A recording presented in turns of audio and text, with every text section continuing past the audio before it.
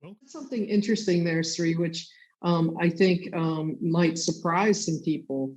You said we're in an era of pandemics, and there have been patterns. And I think if you stood in the middle of the average city in the United States and said that, people would look at you like, "What are you talking about?" Like, um, so in many ways, it's been sort of behind the scenes for most people. So how would you respond to that, that surprise?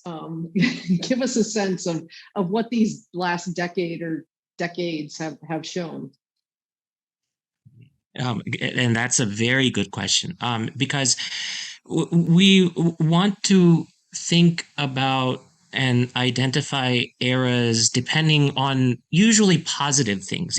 If we think Mm, in the past, well, we've had the Gilded Age and certain eras, and of course, also with feminism, there's waves of feminism. So there's eras, and so what the premise is behind this argument is that this era is so significant, and this pandemic has changed our way of life so significantly. And I wouldn't necessarily say, all the changes are negative, but they are changes, mhm. um, that to the point that we have to adapt to these changes. So to the point that we have to be prepared that some of these practices that we are getting used to, for instance, masking.